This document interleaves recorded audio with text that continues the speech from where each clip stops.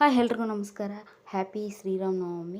ಶ್ರೀರಾಮಿ ದಿನ ನಾನು ಇವತ್ತು ಏನಾಯ್ತಂದರೆ ಹೇಳ್ಬಾರ್ದು, ಯಾಕಂದರೆ ನಾನು ಇವತ್ತು ನಾಳೆ ಅಂತ ಹಬ್ಬನ ಕನ್ಫ್ಯೂಸ್ ಆಗಿತ್ತು ಊರಲ್ಲೆಲ್ಲ. ಬಟ್ ನಾನು ಇವತ್ತೇ ಅಂತ ಹೇಳ್ಬಿಟ್ರು. ಸಡನ್ನಾಗಿ ನಾನು ನೆಲ ವಾಶ್ ಮಾಡಿ ಸ್ನಾನ ಮಾಡಿ ತಯಾರು ಮಾಡ್ಕೊಂಡಷ್ಟಿಗೆ 9 ಗಂಟೆ ಆಗಿತ್ತು. ಅಡುಗೆ ತಯಾರಿನೇ ತಯಾರು ಮಾಡ್ಕೊಂಬಷ್ಟೊತ್ತಿಗೆ ಅದು ಬೇಳೆ ಹಾಕೋಣಂತ ಒಬ್ಬಟ್ಟು ತೊಟ್ಟದಂತ ಇಕ್ಕಿದ್ದೆ. ಬೇಗ ಆಗಲಿ ಅಂತ ನಾನು ಕುಕ್ಕರಲ್ಲಿ ಹಾಕ್ಬಿಟ್ಟೆ. ಕುಕ್ಕರಲ್ಲಿ ಹಾಕಿದರೆ ಏನಾಯ್ತಂದರೆ ಪರಿಸ್ಥಿತಿ ಹೇಳಲೇಬಾರ್ದು, ಆ ಥರ ಆಗಿತ್ತು. ಯಾಕೆಂದರೆ ಅದೆಲ್ಲ ಕದ್ರ್ಕೊಂಡು ಹೋಗಿತ್ತು ಕಣ್ರಿ. ಏನಪ್ಪ ಮಾಡಿದ್ದೇವ್ರಿ ಇದು ಅಂತ ನಾನು ಇನ್ನೂ ಬಿಚ್ಚಿ ನೋಡಿರಲಿಲ್ಲ. ಬಟ್ ವಿಸಿಲ್ ಬರಲಿಲ್ಲ. ಬೇಗನೆ ನಾನು ಅಲ್ಲಿಗೂ ಓಪನ್ ಮಾಡಿದೆ. ಏರೆಲ್ಲ ವಿಸಿಲ್ ಓಪನ್ ಆಗಬೇಕಂದ್ರೆ ಬೇಗ ಅಂದರೆ ನೀರು ಬಿಡಬೇಕು. ಸಿಂಕಲ್ಲಿ ಇಟ್ಬಿಟ್ಟು ನೀವು ಚೆನ್ನಾಗಿ ನೀರು ಬಿಟ್ಟರೆ ಓಪನ್ ಆಗುತ್ತೆ. ನಾನು ಅದೇ ಥರ ಮಾಡಿದ್ದು. ವಿಸಿಲೇನು ಬೇಗ ಕೀಳಲಿ ಅಂತ ನಾನು ನೀರು ಬಿಟ್ಟೆ. ಬೆಲ್ಲ ಕುಟ್ಕೊಳ್ತಾ ಇದ್ದಷ್ಟಕ್ಕೆ ಆ ಥರ ಬರ್ರಂತ ಡಮ್ ಅಂತ ಎಲ್ಲಂತ ಅನ್ನುತ್ತೆ ಅಂತ ನಾನು ಬೇಗನೆ ಓಪನ್ ಮಾಡಿದೆ ನೀರು ಬಿಟ್ಟು. ಯಾಕಂದರೆ ಅದೇನದು ಬೇಳೆದೆಲ್ಲ ಹೋಗಿ ಸ್ಟ್ರಕ್ ಆಗಿದ್ರೆ ಆಮೇಲೆ ಬೇಗರು ಬಿಟ್ಟರೆ ಏನು ಮಾಡೋದಂತ ನಾನು ಬೇಗನೆ ಆಫ್ ಮಾಡಿಬಿಟ್ಟು, ಆದರೂ ಕೂಡ ಬೇಗ ಆಫ್ ಮಾಡಿದ್ರು ಅದು ಹೆಂಗೆ ಕದ್ರುಕೊಂಡು ಹೋಯ್ತು ಅದೇ ಗೊತ್ತಿಲ್ಲ. ಬೇಳೆ ಏನಪ್ಪ ಮಾಡಲಿ ಅಂತ ಟೆನ್ಷನ್ ಆಗೋಯ್ತು. ಈ ಹಬ್ಬ ಗಿಬ್ಬ ಬಂದರೆ ಪಾಕಿಸ್ತಾನ ಯುದ್ಧ ಮಾಡ್ದಂಗೆ ಆಗುತ್ತೆ ಕಣ್ರಿ. ಏನು ಮಾಡೋದಂತ ಮೊದಲ ಯುದ್ಧ ಮಾಡ್ಬೋದಾದರೆ ಹಬ್ಬ ಮಾಡೋಕ್ಕಾಗಲ್ಲ ಅಂತ ನೋಡ್ರಿ. ಒಬ್ಬೊಬ್ಬರಿಗೆ ಇಷ್ಟು ಭಾಳ ಕಷ್ಟ ಕಣ್ರಿ ಈ ಥರ ಒಬ್ಬಟ್ಟು ಮಾಡೋಕ್ಕೆಲ್ಲ. ಅದೇ ಈ ಮಟನ್ ಅಂದರೆ ನೋಡಿ, 3 ವಿಸಿಲ್ ಕೂಗಿದ ತಕ್ಷಣ ಮಟನ್ ಬಿರಿಯಾನಿ ಚಿಕನ್ನು ಎಲ್ಲ ರೆಡಿ ಆಗ್ಬಿಡ್ತೈತಿ ಅಲ್ವಾ. ಆದರೆ ಇದು ಭಾಳ ಕಷ್ಟ. ಏಕೆಂದರೆ ಅದು ಉಂಡೆ ಮಾಡೋದು, ಬೇಯಿಸೋದು, ಹೊಚ್ಕೊಳೋದು ಪಾಪ. ಆದರೆ ಹಬ್ಬದಲ್ಲಿ ಒಂದೇ ಐಟಮ್ ಮಾಡೋಕ್ಕಾಗುತ್ತಾ? ಎಷ್ಟು ಐಟಮ್ ಮಾಡ್ಬೇಕು ಹೇಳ್ರಿ. ಹಪ್ಪಳ, ಸಂಡಿಗೆ, ಹೆಸರುಬೇಳೆ ಪಲ್ಯ, ಆಹಾ ಹೇಳೋಕ್ಕೆ ಬಾಯಿ ಸಾಲದು.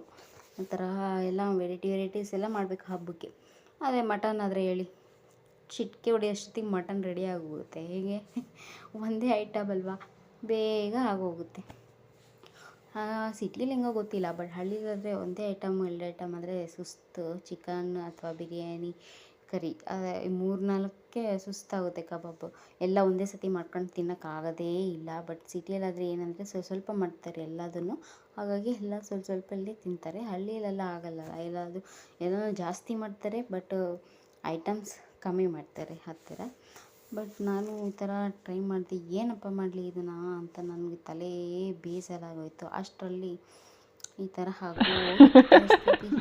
ಏನು ಮಾಡೋದು ಇದನ್ನು ಅಂತ ನಾನು ಯೋಚನೆ ಮಾಡಿ ಅಲ್ಲಿಗೂ ಅದನ್ನೇ ನೋಡೋಣ ಟ್ರೈ ಮಾಡೋಣ ಅಂತೇಳಿ ಚೆನ್ನಾಗಿ ಬೆಲ್ಲ ಗಿಲ್ಲ ಹಾಕಿ ಕುದಿಸಿ ಕಾಯಿ ಹಾಕಿ ಮಿಕ್ಸಿಗೆ ಹಾಕಿ ಮತ್ತು ಅದನ್ನು ಒಂದು ಸ್ವಲ್ಪ ಆಯಿಲ್ ಮಿಕ್ಸ್ ಮಾಡಿ ಡೀಪ್ ಫ್ರಿಜ್ಜಲ್ಲಿ ಇಟ್ಟು ಆಮೇಲೆ ಗಟ್ಟಿ ಬರೋಂಗೆ ಮಾಡಿ ಆಮೇಲೆ ಹಬ್ಬ ರೆಡಿ ಮಾಡಾಕ್ಬಿಟ್ಟೆ ನೋಡ್ರಿ. ನುಗ್ಗೆಕಾಯಿ ಪಲ್ಯ, ಹಪ್ಪಳ, ಸಂಡಿಗೆ, ಸಾಂಬಾರು, ಅನ್ನ.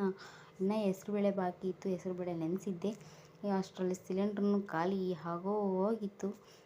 ಒಬ್ಬಟ್ಟು ತಟ್ಕೊಳ್ಳೋಣ ಅಂತ ಇನ್ನೇನು ಎಲ್ಲ ಒಂದು ಸ್ವಲ್ಪ ಊಟ ತಿನ್ಕೊಂಡು ಒಟ್ಟಿಗೆ ಆಮೇಲೆ ಈ ಥರ ಹಬ್ಬನ ಮಾಡ್ತಾಯಿದ್ದೀನಿ ನೋಡ್ರಿ. ಹೋಳಿಗೆ ಅಂತೂ ತುಂಬ ಟೇಸ್ಟಿಯಾಗಿತ್ತು. ಬಟ್ ಅದೇ ಥರ ಯಾವ ಥರ ಅಂದರೆ ಸಾಫ್ಟಾಗಿತ್ತು.